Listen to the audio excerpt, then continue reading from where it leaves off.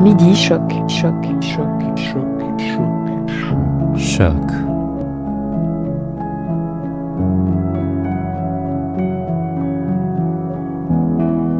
Avec Anne Lonto. Bonjour chers auditeurs, aujourd'hui nous accueillons Monsieur Kevin Gaudreault, docteur en psychologie de l'Université de Québec à Trois-Rivières, afin de discuter autour du thème de la nostalgie. Cet épisode fait suite à une demande spéciale de notre auditrice Julie, qui nous avait écrit ceci. Je suis allé voir une conférence du psychologue Dr Kevin Gaudreault sur la nostalgie et ce serait intéressant que vous fassiez une entrevue avec lui sur les bienfaits et les effets nuisibles de la nostalgie. Si vous-même vous avez des sujets ou des experts qui vous intéressent, envoyez-moi un courriel à anlon@grandtoronto.ca et peut-être que vous aussi, vous serez à l'origine d'un épisode sur Midi Choc. Selon le trésor de la langue française, la nostalgie ou le mal du retour, venant du grec nostos voulant dire retour avec le suffixe algie signifiant douleur, est un état de tristesse causé par l'éloignement du pays natal, le désir d'un retour dans le passé, le regret mélancolique d'une chose, d'un état, d'une existence que l'on n'a pas eu ou pas connu, ou un état de mélancolie, de tristesse sans cause précise. Monsieur Kevin Gaudreault, vous êtes docteur en psychologie de l'Université de Québec à Trois-Rivières. Cette définition est-elle d'actualité? Et sinon, qu'est-ce que la nostalgie pour vous? Bonjour, merci de me permettre cette intervention à propos de la nostalgie. Ça me fait grand plaisir d'être avec vous. Salutations aux auditeurs à Toronto. Donc, premièrement, la nostalgie est quelque chose d'universel. Donc, c'est quelque chose qui est vécu par tout le monde, autant hommes que femmes, toute culture, continent, tous les âges, 2-3 fois par semaine, en général, pour 80% des gens. Donc, c'est quelque chose qui peut vraiment être quotidien, comme émotion complexe. Parce que la nostalgie, comme on va voir un peu plus tard, c'est une émotion complexe qui la différencie d'une émotion simple, comme par exemple la joie ou la tristesse, qui, elles, sont les émotions simples. La nostalgie, elle est vécue fréquemment, en général, selon les statistiques, mais ce qui fait qu'elle est complexe, c'est que ça va être un mélange de plusieurs émotions en même temps qui vont accompagner la nostalgie et qui vont varier également d'un souvenir à l'autre et d'une personne à l'autre. Donc, c'est très complexe. Alors, j'aime bien pouvoir présenter la nostalgie comme étant quelque chose de normal avant tout. Lorsqu'on met la table sur le sujet, un des éléments à tenir compte au début, c'est que la nostalgie en partant, pour certaines personnes, ça peut être synonyme de régression ou de retourner dans le passé, avoir une difficulté à aller de l'avant. Parfois, c'est une impression qu'on peut avoir de ce terme-là, mais c'est bien de pouvoir présenter la nostalgie aussi comme une ressource, et on pourra en reparler un peu plus tard, et comme ça, on normalise en partant la nostalgie, qui est plutôt une émotion normale. D'accord. Et donc, dans cette définition, nous avons évoqué environ 3 ou 4 différentes émotions. Et donc, est-ce que la nostalgie comprend tous ces 4 différents états? Oui, il y a différentes distinctions de définition, tout dépendant si on va parler de la nostalgie ou du mal du pays. Parce qu'au début, on va resituer dans le temps l'historique de la nostalgie. Au début, ça a été nommé nostalgie dans les années 1688 par un médecin nommé Hofer en Suisse. Et au début, la nostalgie était confondue avec le mal du pays, qui était souvent lié à des symptômes de mercenaires suisses, des militaires qui sortaient de leur milieu et qui allaient dans d'autres régions, qui développaient des symptômes désagréables, par exemple de la fièvre, des nausées, de l'anxiété, de la nervosité et tout ça. Et au début, on croyait que la nostalgie était également mal du pays, c'était des synonymes. Le terme n'était pas encore différencié. Donc, au début, la nostalgie était vue comme quelque chose de pathologique. C'était un terme lié à une maladie, même on pourrait dire, ou un désordre mental. Donc, c'était vu de cette manière-là.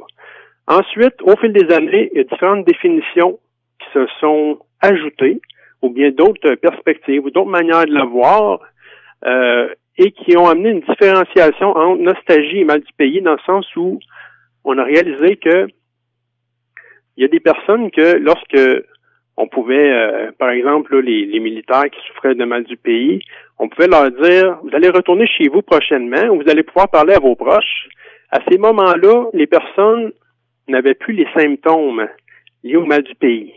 Donc là, on a vraiment remarqué que c'était vraiment ça, le mal du pays, mais c'était possible d'avoir quand même un sentiment nostalgique dans d'autres sphères de vie qui ne sont pas liées à l'éloignement du pays natal, mais qu'au fil des années, on a réalisé que c'est possible d'avoir un sentiment de manque envers d'autres objets, d'autres situations que ce qui était décrit dans le mal du pays. Donc, la nostalgie, c'est différencié pour différentes sphères, c'est beaucoup plus large comme sentiment. Et souvent, la nostalgie, plutôt qu'être régressive comme le mal du pays, va souvent être associée à des effets bénéfiques. La nostalgie est davantage reliée à des éléments qui peuvent servir de ressources face à l'adversité. Donc, si vous voyez dans les différentes définitions que vous avez dans les dictionnaires ou dans les recherches, dont moi, par exemple, lorsque j'ai fait mes recherches sur la nostalgie dans mes études, dans le temps où j'étais étudiant, le terme utilisé, j'avais utilisé une définition qui était la plus générale dans le sens où elle était neutre, où je ne plaçais pas la nostalgie comme quelque chose de régressif et non plus vers quelque chose de favorable, mais plutôt neutre dans le sens où on parle un désir sentimental pour une période du passé. Donc, de cette manière-là, on reste fidèle à ce que c'est la nostalgie, mais en même temps, on va pas dire, on va pas se placer ou se situer sur si c'est bénéfique ou nuisible. Ça, on verra au cas par cas, d'un souvenir à l'autre, l'effet que la nostalgie pourra avoir. Mais, pour résumer, si on différencie les définitions des dictionnaires, il faut vraiment regarder, est-ce qu'il spécifie que cette définition-là, c'est la nostalgie ou est-ce que c'est le mal du pays? Parce que c'est vraiment pas la même chose. On en est arrivé avec les siècles de recherche à ce sujet-là que la nostalgie peut avoir plus d'aspects bénéfiques reliés au souvenir, alors que le mal du pays, lui, c'est une définition davantage liée à la pathologie. Comme vous avez pu le nommer au début dans l'introduction, on voyait qu'il y avait certains termes qui étaient liés plus à la régression, surtout liés à homesickness ou mal du pays, qui sont les traductions là, anglais-français. Donc, de bien regarder ça. Lorsqu'on va regarder une définition, de bien distinguer ou reconnaître si on parle de mal du pays ou de nostalgie. Et donc, pourrait-on dire que la nostalgie, la définition de la nostalgie a évolué d'un lieu physique à un lieu temporel? C'est-à-dire que, par exemple, c'est possible que la nostalgie soit vécue pour un lieu, c'est-à-dire que le lieu, la nostalgie peut être vécue pour un lieu autant que le mal du pays. Donc, ils ont ça en commun. Ça peut être possible tous les deux. Par exemple, une personne qui est nostalgique de certaines personnes ou certaines activités ou certains lieux où est-ce qu'elle a vécu des souvenirs avec une personne. Donc, ça, c'est possible dans ce cas-là. Toutefois, le mal du pays, lui, va être davantage relié à l'éloignement avant tout. Donc, ce n'est pas complètement la nostalgie séparée du lieu physique. Ça peut également être le cas de la nostalgie. Donc, ça peut exister aussi, mais ça va être prédominant dans le mal du pays. La prédominance va être à l'aspect éloignement du lieu natal, même si elle peut impliquer aussi, comme la nostalgie, d'autres objets de l'éloignement. Mais c'est une emphase sur l'éloignement du pays natal ou la région natale qui va créer des symptômes désagréables. Mais la nostalgie, elle, vous voyez que elle ne va pas se limiter à ça, elle va être beaucoup plus générale. Donc, c'est un élément à tenir compte. Donc aussi l'éloignement temporel, peut-être d'une époque. Oui, bien sûr, parce que c'est tout le temps. C'est tout le temps ça. La nostalgie, c'est tout le temps lié à un éloignement lié au temps. Ça, c'est un des éléments importants qui différencie le mal du pays de la nostalgie. C'est une des trois. Il y a au moins trois différences, mais ça, c'en est une qui est importante. La nostalgie, c'est tout le temps temporel, c'est tout le temps lié à une époque. Le manque et le désir qui vont ensemble face à une époque du temps, donc temporel. Et l'aspect mal du pays, oui, ça peut être temporel, mais avant tout, éloignement, distanciation avec soit la famille, le pays natal ou des lieux de naissance. Donc, c'est différent. L'aspect temporel, oui, bien sûr, ça va ensemble parce que on avance toujours, mais ce n'est pas ce qui est prédominant comparativement à la nostalgie qui elle est plus liée à les aspects temporels et non uniquement à la distanciation d'un objet. Et donc, dans quelle mesure y a-t-il une corrélation entre le vieillissement, donc l'âge d'une personne, et l'ampleur du ressenti de la nostalgie? Parce que vous êtes concentré surtout sur les aînés, mais des enfants peuvent-ils aussi être nostalgiques? Bien sûr, à toutes les époques. Ça a été une des raisons pourquoi, parce que je fais beaucoup les recherches que j'ai faites, je les fais sur toutes les tranches d'âge, mais mon sujet lorsque j'ai fait mes études était spécialisé sur les personnes âgées pour différentes raisons, dans le sens où est-ce qu'il y avait peu de recherches au Québec par rapport aux personnes âgées et la nostalgie. Donc, ça a été un des critères d'originalité et également le fait que ces personnes-là ont davantage de bagages d'expérience de vie au fil des années, bien sûr, et que on peut aller chercher beaucoup d'éléments du récit de vie d'une personne 60 ans et plus, 65 ans et plus. Donc, j'avais rencontré des personnes âgées, mais oui, bien sûr, enfant, c'est possible. C'est sûr que c'est moins fréquent. Ça se peut qu'on ait ce sentiment-là. Autant dans toutes les tranches d'âge, comme je vous avais dit également tantôt. C'est possible aussi. Toutefois, on reconnaît qu'à partir de la cinquantaine environ, 50 ans, 55, 60, on a davantage de moments propices à la nostalgie dans la vie, puisqu'on passe différentes transitions, des moments de transition, comme les phases naturelles de vieillissement, bien sûr, la vieillesse, mais également les événements de vie comme la retraite, des changements d'emploi, des deuils, des décès, des changements liés à la santé physique également, des limitations, des maladies qui peuvent arriver avec la vieillesse également.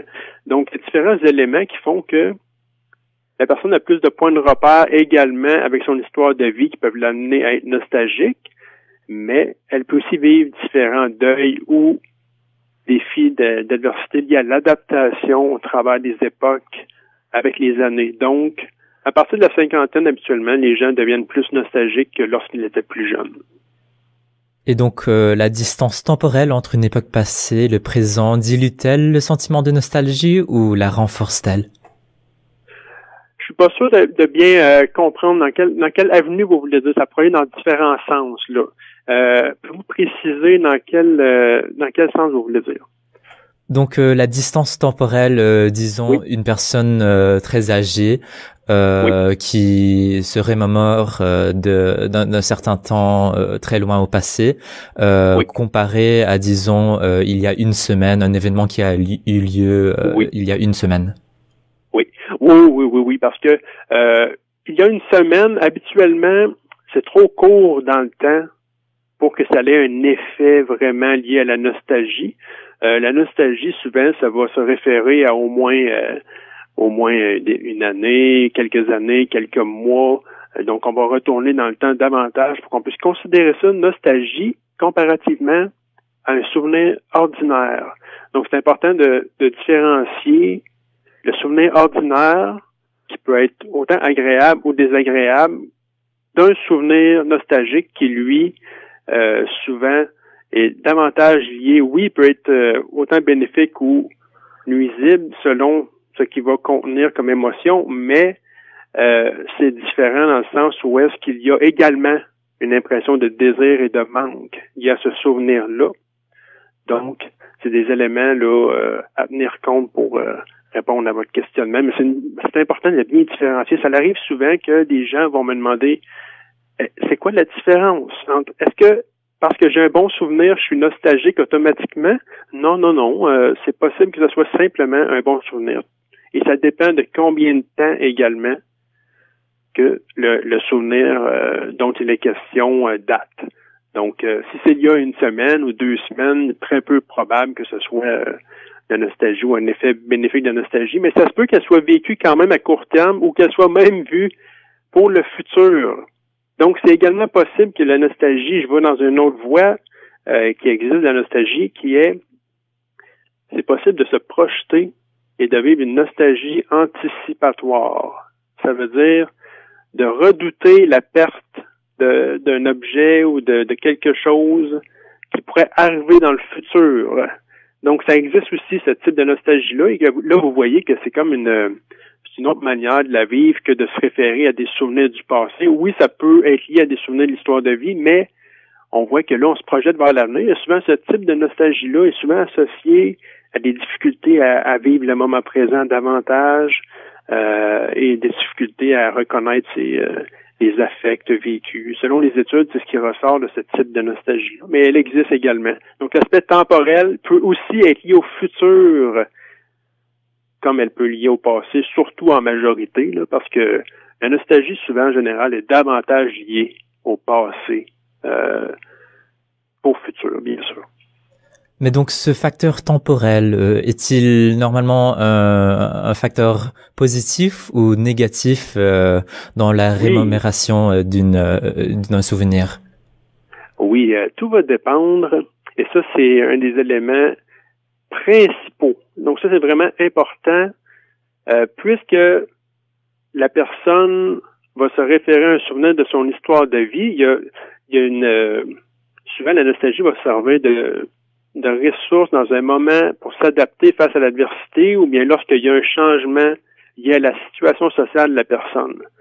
Donc, c'est une ressource ou une réponse de l'organisme pour utiliser afin de favoriser le fil de continuité dans le temps pour la personne de son identité. Qu'est-ce que ça veut dire? C'est que si la personne a l'impression que le souvenir dont il est question, qu'elle va se remémorer, qui la rend nostalgique, elle a l'impression que ce souvenir-là fait partie de qui elle est en ce moment, qu'elle a appris de différentes choses, différents défis de vie ou des éléments qui ont été favorables pour son estime d'elle-même et qu'elle en a développé une impression de rédemption de ce souvenir-là, quelque chose qui est devenu qui fait partie de qui elle est aujourd'hui. Elle peut en être fière. Ça, c'est un des mots qui revient souvent, par exemple. Dans ces cas-là, lorsque la continuité de l'identité est intacte avec le souvenir, les émotions qui vont être vécues autour de la nostalgie vont être davantage agréables. Ça, c'est très important à souligner, parce que d'un souvenir à l'autre, ça peut varier.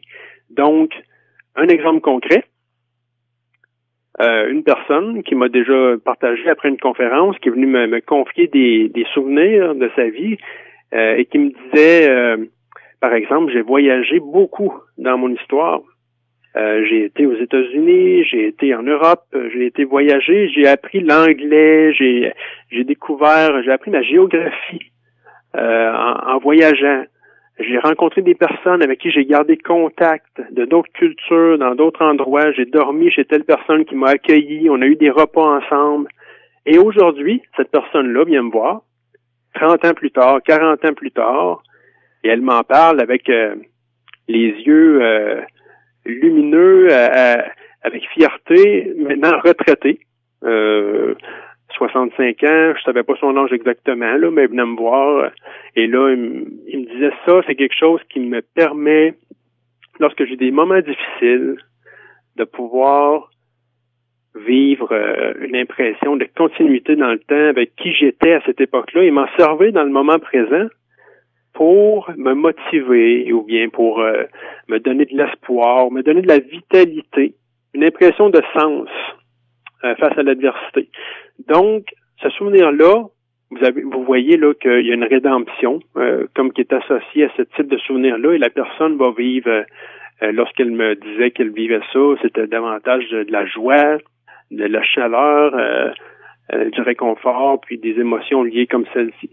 Donc, ça, c'est le scénario davantage aidant pour le bien-être en général. Mais l'autre inverse qui peut arriver, et qui est possible également, c'est la contamination. Donc, c'est l'inverse.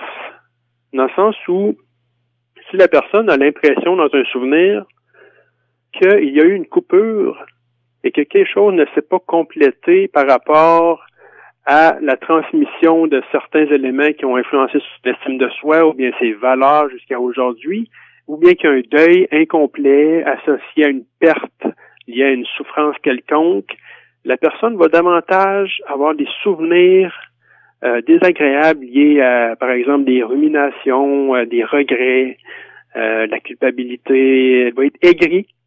Donc, il y a très peu d'éléments bénéfiques à un souvenir lorsqu'il est teinté de contamination. Et là, on va pouvoir dire, par exemple concret que je peux vous donner, une personne qui m'a déjà confié, par exemple, que sa maison avait brûlé, donc un incendie.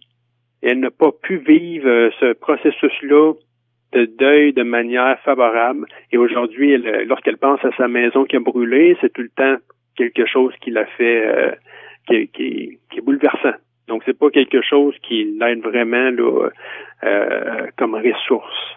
Ou bien des personnes qui sont obligées de déménager en raison de violence ou de guerre, ou des éléments qui les amènent à vivre des choses incomplètes, ou des éléments qui vont vraiment devenir plutôt régressifs. C'est sûr que certaines personnes vont toujours quand même, malgré tout, mieux vivre avec ces tragédies-là quand même. Tout va dépendre du degré de soi, là. C'est sûr qu'il y a le soutien social qui peut venir faire une différence, mais il y a aussi la résilience. Donc, les personnes davantage résilientes peuvent utiliser la nostalgie davantage également dans des moments comme ça. Mais ça, c'est des exemples que je vous donne pour illustrer la distinction entre un souvenir qui pourrait être bénéfique et un souvenir qui va être davantage lié à des choses désagréables comme émotion. C'est le fil de continuité de l'identité, la trajection, comment est-ce que ça s'est fait, qui va vraiment influencer la manière de la vivre. Et encore une fois, ça va varier d'un souvenir à l'autre. Ça veut dire que c'est pas parce qu'une personne est nostalgique d'un souvenir qui est plutôt pénible que tous ses souvenirs de nostalgie vont lui faire le même effet. Ça se peut qu'elle parle d'un souvenir nostalgique qui la rende triste davantage, mais qu'elle ait un autre souvenir quelque part qui peut quand même lui procurer quelque chose de bénéfique et qui donne du sens à sa vie également. Donc, ça varie d'un souvenir à l'autre également. C'est pour ça que c'est complexe, autant que la nostalgie est composée d'émotions agréables et désagréables en même temps, autant qu'elle va varier d'un souvenir à l'autre aussi. Donc, c'est tout ça à tenir compte, et bien plus. Donc vous avez beaucoup développé cette idée d'un lien personnel de la nostalgie, mais un pays peut-il être nostalgique? Je pense surtout à ces pays européens comme la France, ancrés à leurs traditions, sensibles au changement. Oui, c'est sûr que c'est la nostalgie peut être vécue sur tous les continents, toutes les cultures. C'est pareil partout sur la planète. Également, la nostalgie peut être, selon les cultures, selon les pays ou les endroits, peut être aussi vécue collectivement. C'est-à-dire que la nostalgie collective peut être un scénario possible. Mes recherches, je les ai faites davantage sur la nostalgie plus personnelle et historique, qu'on pourra développer tantôt quelles sont les différences. Mais la nostalgie collective peut être davantage associée à des aspects liés à des communautés ou des grands groupes ou des nations, où est-ce que, par exemple, on peut se référer à des anciennes époques ou des anciens régimes ou des anciennes manières de vivre d'une autre époque par rapport à la culture et l'évolution des sociétés. Par exemple, si on prend l'exemple du Canada, ou ça peut être en Europe aussi, je connais pas tous les endroits là et leur évolution, l'aspect sociologique, ce n'est pas mon domaine, mais toutefois, un exemple concret, ça peut être par exemple le multiculturalisme en comparaison à l'aspect plus conservateur qui peut parfois amener une personne à être davantage nostalgique pour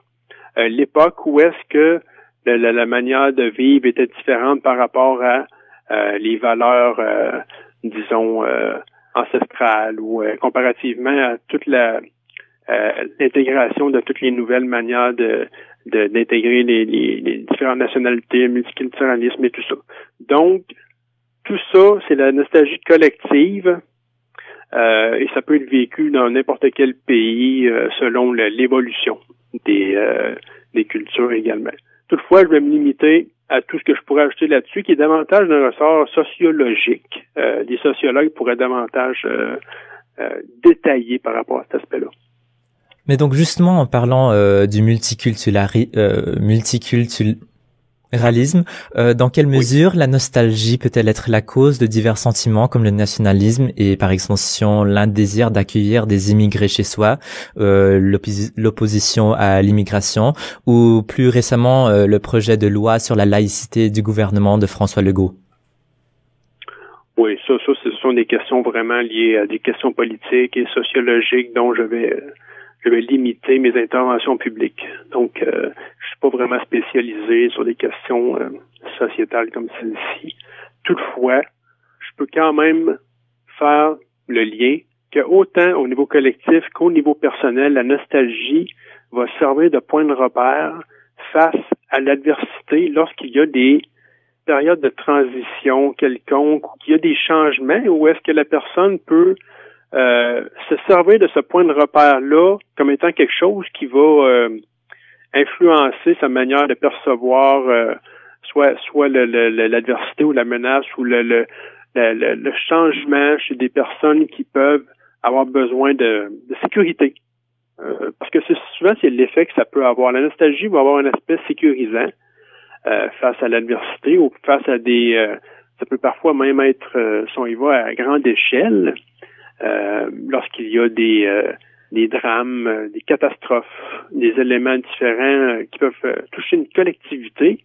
Il est connu que souvent les grands groupes ou bien les habitudes de consommation également vont changer et varier et ils vont avoir davantage de préférence pour du contenu nostalgique dans ces moments-là parce que ce qui est connu dans la littérature, c'est que l'effet de, par exemple, écouter des musiques nostalgiques, des films nostalgiques, des jeux rétro, ça, on me dit ça souvent.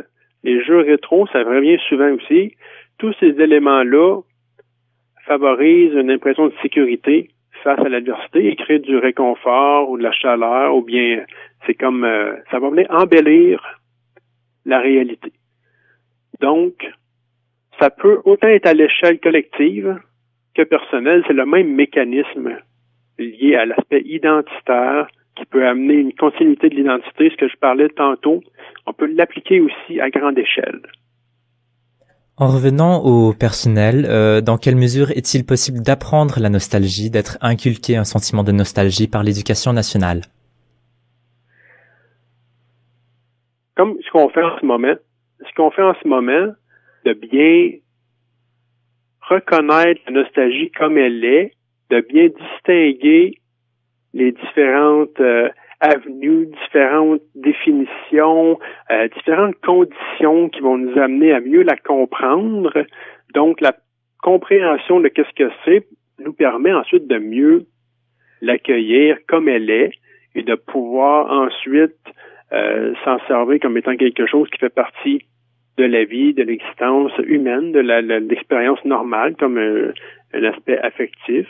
Donc, l'aspect en parler comme qu'on fait en ce moment, c'est un exemple par rapport à l'aspect éducation et tout ça, là, comme qu'on fait en ce moment, c'est une belle avenue. Mais un enfant peut-il apprendre ce sentiment de nostalgie d'un enseignant, par exemple, en salle de classe? Oh, c'est inné. C'est quelque chose d'humain ou qui est de tout le monde. Non, pas nécessairement. C'est sûr que la manière de la percevoir peut être influencée par les messages d'autrui, ou bien par le langage médiatique ou la culture populaire ou la manière que la nostalgie peut être décrite dans le langage populaire. Donc, tout dépend, bien sûr, ça peut être influencé par la manière qu'on peut la présenter à quelqu'un. Donc, l'exemple d'autrui peut avoir une influence sur comment est-ce qu'on perçoit la nostalgie. Mais la nostalgie elle-même, qu'on soit, guidé là-dedans ou pas, ou bien qu'on se fasse apprendre ou pas des éléments là-dessus, ne va pas changer vraiment d'éléments parce que c'est un sentiment humain à la base, comme toute émotion, là, c'est comme la colère, c'est comme la tristesse, c'est comme n'importe quelle émotion. Donc, qu'on soit sensibilisé là-dessus ou pas, par exemple, on va la vivre quand même à différents degrés. Mais, cependant, lorsque je disais que la manière de le vivre va influencer notre manière de le percevoir, c'est que la nostalgie, parfois, lorsqu'elle est verbalisée à quelqu'un, donc, par exemple, on prend un adulte vers un enfant. Parfois, elle peut créer un effet repoussant ou pas très prosocial dans certaines situations. Parfois, ça peut également favoriser les rassemblements. Mais dans certains cas, si par exemple, on sait que selon les études, lorsque les personnes vont avoir davantage un niveau de narcissisme important, elles vont davantage parler de leurs souvenirs en s'incluant elles-mêmes presque uniquement dans le souvenir. Donc, ils vont parler d'elles-mêmes, ils vont très peu considérer la participation des autres dans le souvenir en question, et elles vont mettre le focus sur leur réalisation dans le souvenir. Donc, c'est quelque chose qui va très peu inclure autrui dans le souvenir, et parfois ça peut avoir l'effet faire fuir les gens autour, comme on peut dire. Ça peut être repoussant ou peu prosocial.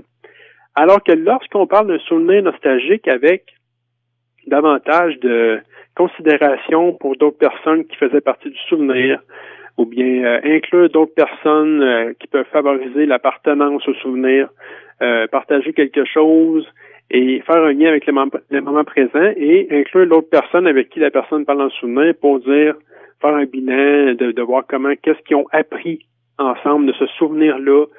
Là, c'est quelque chose qui va favoriser l'impression de connexion avec les autres. Donc, c'est vraiment important l'influence, la manière d'en parler à quelqu'un ou la manière de décrire un souvenir nostalgique lorsqu'on parle avec une personne, l'effet que ça va avoir, c'est important.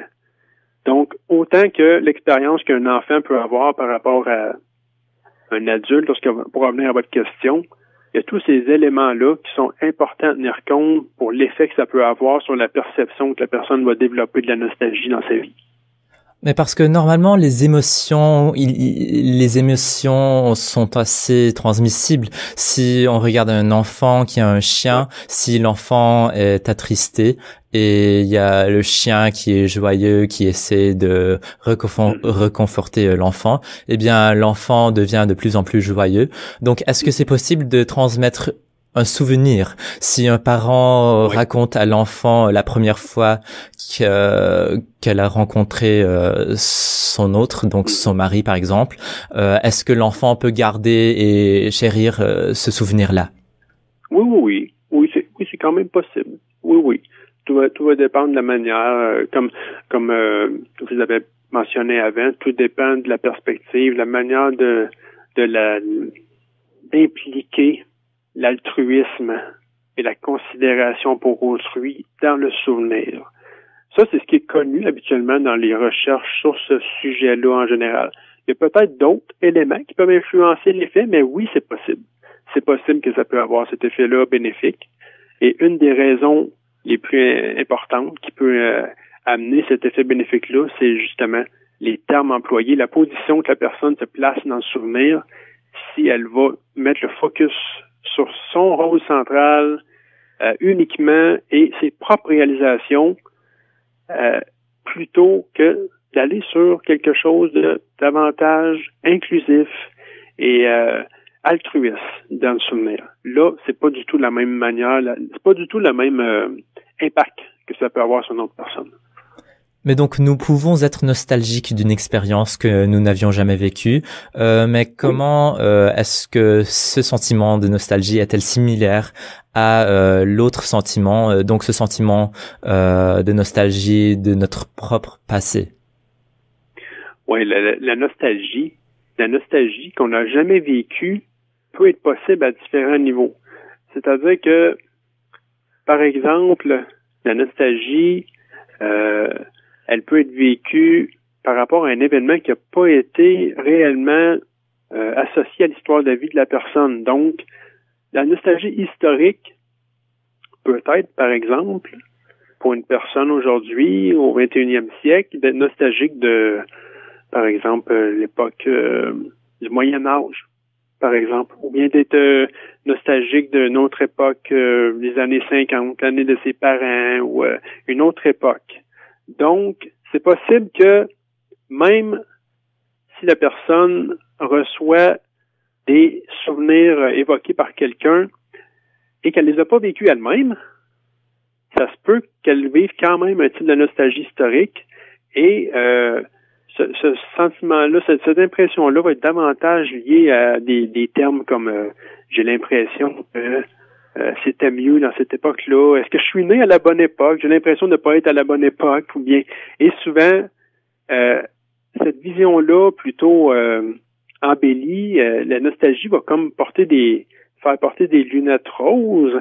Et là, la personne va mettre l'emphase sur différents éléments qui semblaient idéalisés, tout semblait mieux. Ça semblait moins compliqué à cette époque-là, plus proche de la nature, tout ça, plus de la mode était différente, c'était plus à mon goût. Oui, mais la personne met le focus là-dessus, mais elle oublie également que il y avait également d'autres problèmes à cette époque-là. On retourne à des centaines, des milliers d'années, il y avait différentes maladies qui n'étaient pas traitées de la même manière, qu'on n'avait pas de remède, ou c'était vraiment pas la même manière de fonctionner à aujourd'hui. Et souvent, la nostalgie, c'est une de ses limites, c'est que qu'elle soit vraiment personnelle ou qu'elle soit racontée par quelqu'un d'autre et que ça nous rend nostalgique, peu importe, c'est qu'elle va souvent venir amener une déformation ou bien elle n'a pas la fonction d'être fidèle au souvenir. Ce n'est pas sa fonction. Elle va davantage servir à générer des affects, des émotions plutôt agréables ou désagréables selon un souvenir, mais sa fonction ne sera pas nécessairement d'amener une vision juste de la réalité. Ça, c'est une de ses limites importantes. En parlant de limites, y a-t-il une limite dans cette distance temporelle entre ce temps vécu et désiré et le moment présent, ou est-ce possible d'être nostalgique des temps de la grandeur romaine, athénienne ou préhistorique? Tout est possible. Tout est possible. C'est-à-dire qu'on peut être nostalgique de différents, de toutes les époques, tous les types de nostalgie sont possibles également. Ça peut être autant historique, personnel, organisationnel, différents types de nostalgie, comme vous voulez le nommer, là, tout ça est possible là. Et donc ça c'est pour la nostalgie historique et maintenant pour la nostalgie anticipatoire. Oui. Si nous essayons d'imaginer notre moment après la mort, est-ce que après ce moment-là, est-ce quand même une nostalgie? Oui, souvent souvent ce mécanisme-là, il y a beaucoup d'études là-dessus. Sur la nostalgie, c'est un des thèmes qui a été le plus étudié aux États-Unis, par exemple. La nostalgie va souvent être une réponse face à l'angoisse existentielle. C'est-à-dire que c'est fréquent que la personne qui avance en âge, et même si elle peut être face à une mort, même si elle est plus jeune aussi, là, c'est possible de penser à la mort, même si on est enfant, adolescent, adulte, peu importe. Ça peut être à tous âges. Souvent, la nostalgie va être une réaction qui va permettre d'atténuer l'angoisse existentielle face à la peur de la mort, par exemple. Parce que lorsqu'il y a un scénario de rédemption, comme je vous ai parlé tantôt, le scénario de rédemption qui est bénéfique, qui est davantage accompagné d'émotions agréables, va servir à favoriser le sens à la vie dans un moment où est-ce qu'on fait face à cette angoisse existentielle-là. Donc, bien sûr, c'est quelque chose qui est vraiment documenté dans la littérature à ce sujet-là. C'est quelque chose d'important quand même. Oui. Et la religion, y a-t-il, est-ce que la nostalgie anticipatoire est un facteur peut-être dans le choix de la religion? Ça, j'ai pas lu d'études sur le choix de la religion. Je ne connais pas nécessairement cet aspect-là lié à l'aspect religieux. Je ne pourrais pas dire. Toutefois, c'est connu que l'aspect religieux peut souvent être lié à un sentiment d'appartenance pour certaines personnes et également au sens à la vie. Donc, ce sont des différentes croyances religieuses peuvent favoriser l'impression de sens à la vie et l'appartenance également, soit pour les croyances religieuses, mais également pour les lieux physiques. Il y a aussi ça qui est possible, c'est-à-dire que autant les pratiques que tout ce qui est lié à l'environnement physique, si on prend le christianisme ou si on prend l'Église. L'Église, c'est fréquent. J'ai beaucoup de personnes qui m'ont parlé dans des récits nostalgiques. J'ai souvent entendu ça. Des personnes qui, lorsqu'ils vivent des moments d'anxiété face à la mort, par exemple, peuvent être davantage portés à aller dans un lieu, par exemple à l'église, et la nostalgie peut en faire partie à certains moments également. C'est déjà des choses que j'ai déjà entendues. Et en raison de son aspect appartenance et du sens à la vie que ça peut favoriser, donc ça va aider l'identité de la personne dans un moment où est-ce qu'elle fait face à l'inconnu ou à l'angoisse ou à la menace. Donc, toutefois, pour tous les aspects religieux plus en profondeur, ça aurait plus du registre des spécialistes dans ce domaine-là. Donc, je vais quand même limiter ce que je peux vous répondre à cette question-là. Venons justement à votre spécialité. Donc, votre étude porte sur la corrélation entre la nostalgie et le bien-être psychologique chez les personnes âgées.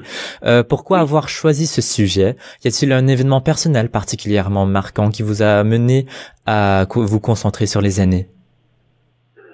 Pas nécessairement d'événements personnels, mais j'ai beaucoup été témoin dans ma vie, peut-être vous également, peut-être d'autres personnes, été témoin de rassemblements, d'événements, de fêtes ou de tout rassemblement possible où est-ce que les personnes se regroupent et ont des contacts et ils se rappellent des souvenirs et que tout le monde semble emballé par le souvenir. Et là, il y a des éclats de rire, ils se rappellent de telle anecdote, tel souvenir, et là, il y a comme des rapprochements entre les gens. J'ai été souvent témoin d'éléments comme ça, autant publiquement que dans des même j'ai déjà vu par exemple des exemples concrets que ça peut être un conventum d'anciens travailleurs ou d'anciens étudiants ou des hommages à la carrière de certaines personnes, des rétrospectives sur des histoires de vie.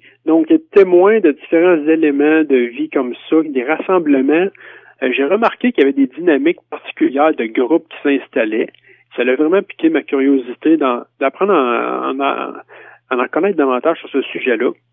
Et j'ai vu que en faisant la lecture à ce sujet-là, que j'ai remarqué qu'il y avait très peu d'études québécoises ou en langue française au Canada, bien sûr, qui abordaient ce sujet-là. Il y en a en France, il y en a plus en Europe, mais c'est beaucoup anglophone aux États-Unis, beaucoup de recherches aux États-Unis. Donc là, je me suis dit, bon, il y a peut-être quelque chose à faire ici, là, un francophone au Canada. Et en plus, très peu de recherches chez les personnes de 65 ans et plus, 60 ans et plus, parce que moi, mon étude était, dans le temps où je l'ai fait, chez les 60 ans et plus. Donc, c'était un facteur de tout ça qui amenait une originalité à faire le sujet d'une certaine manière.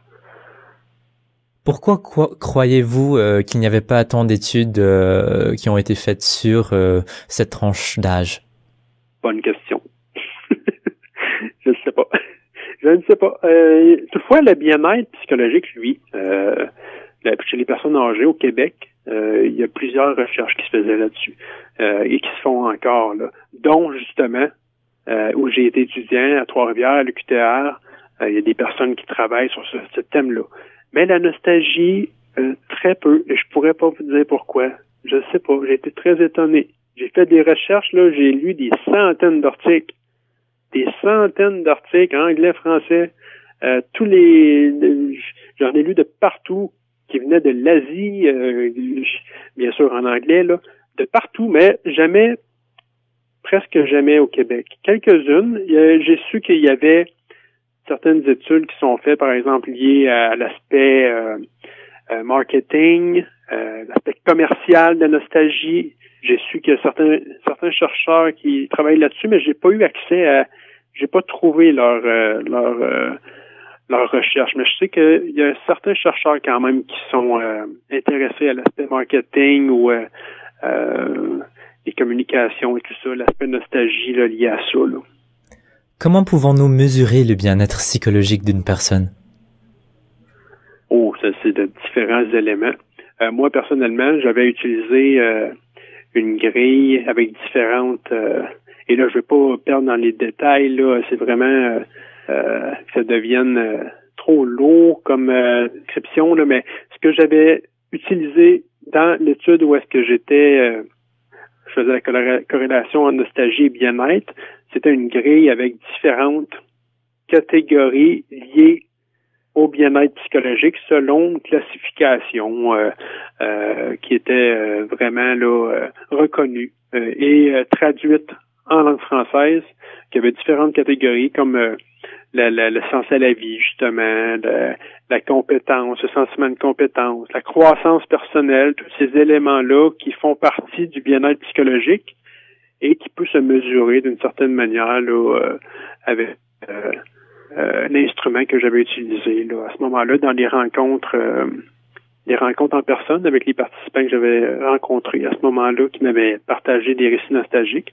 Donc, j'avais utilisé cette approche-là qui était mesurable là, objectivement pour le bien-être psychologique. Puis, l'aspect nostalgie, lui, avait été étudié davantage, autant avec un questionnaire qui peut se calculer avec différents objets écrits. Là, tous les objets nostalgiques étaient répertoriés. Il y en avait une vingtaine. Les jouets, les relations, les personnes, les lieux, des objets matériels, des paysages, des animaux. Tout était dedans. Donc, on pouvait mesurer le niveau de nostalgie. Et en même temps, j'ajoute, ça avait une partie qualitative qui était ajoutée dans le sens où est-ce que je permettais à la personne de pouvoir élaborer verbalement sur un souvenir nostalgique qui était le plus important pour la personne. Ensuite, elle pouvait un peu décrire l'effet que ça lui faisait vivre d'en parler, quelle émotion que ça la rendait, l'état que ça lui faisait vivre. Et dans la manière de raconter, on en arrivait à voir ensuite, est-ce que la personne a l'impression qu'il y a une impression de continuité de l'identité dans son souvenir. Donc, c'était les trois aspects liés au récit de la personne qui nous permettaient de voir est-ce que, justement, chaque souvenir peut être davantage bénéfique pour le bien-être ou nuisible pour le bien-être selon ces questions-là que j'avais posées. Mais là, pour aller plus en profondeur, on va se perdre là, il y a tellement de détails, ça deviendrait beaucoup trop lourd comme fonctionnement à décrire. Là. Donc vous avez parlé un peu d'inclure des objets et des récits narratifs pour mesurer justement ce sentiment de nostalgie.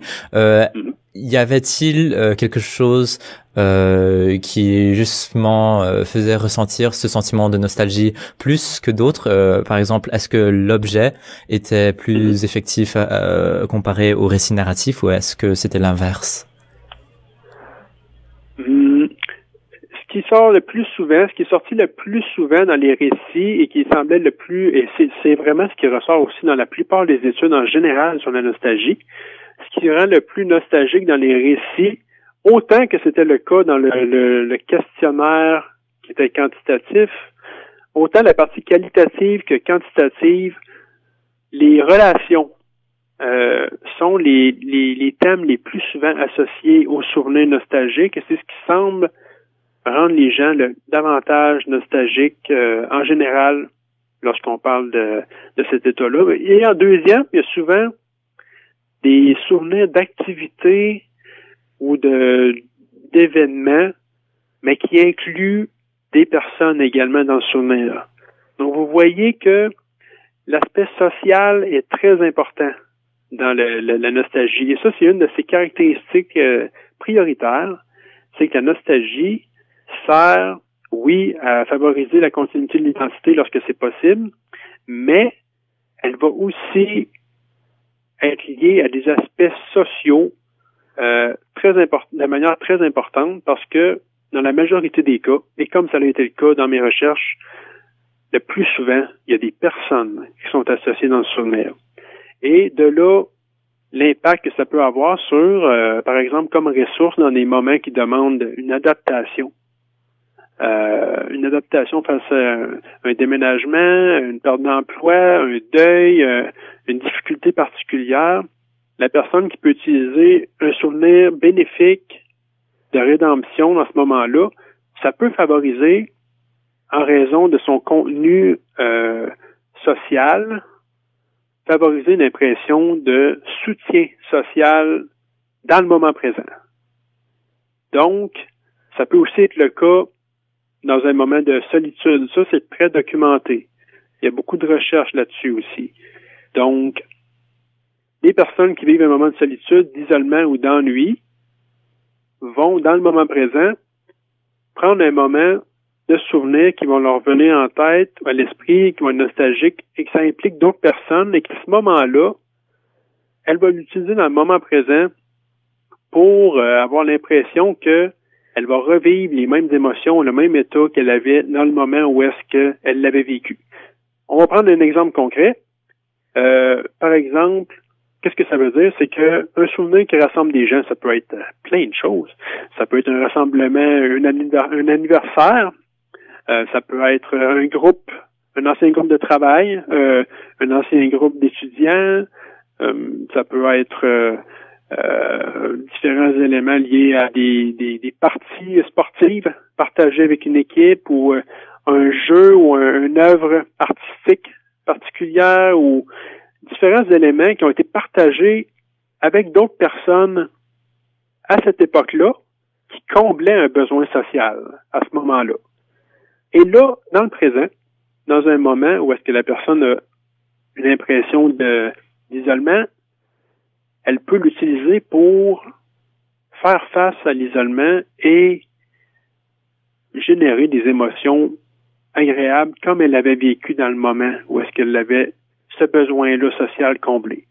Donc, ça, c'est un exemple vraiment typique du bienfait de la nostalgie, et qui peut vraiment appuyer concrètement à quoi ça ressemble, à quoi ça sert cet aspect-là social, la nostalgie que je vous ai dit avant.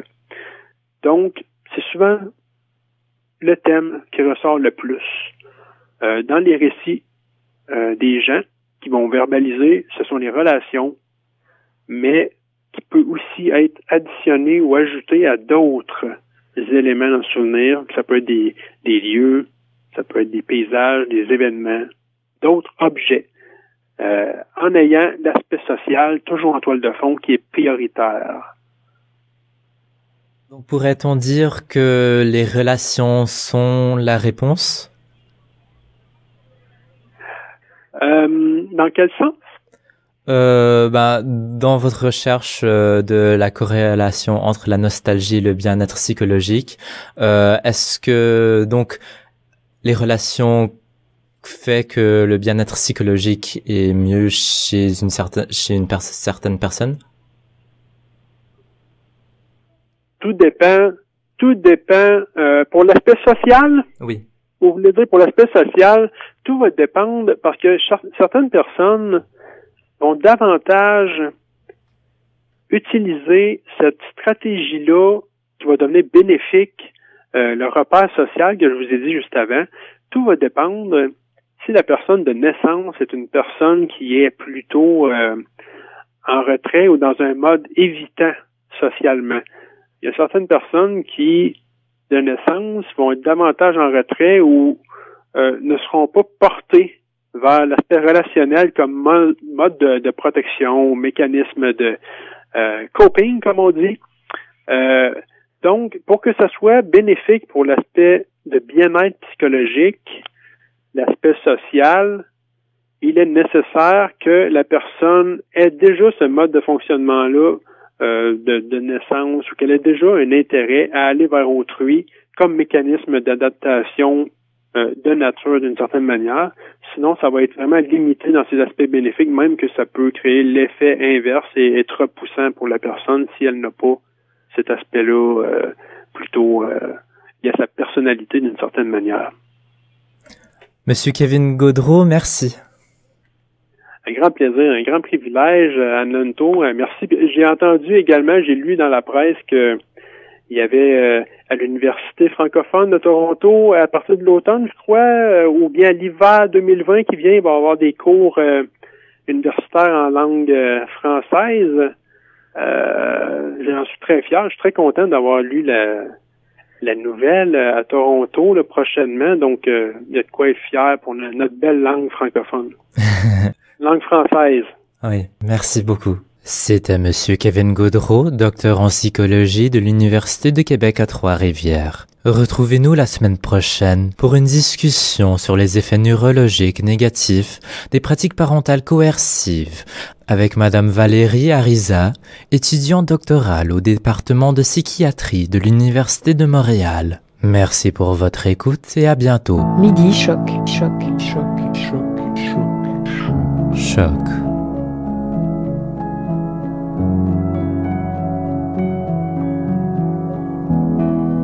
Avec Anne Lonto. Avec Anne Lonto.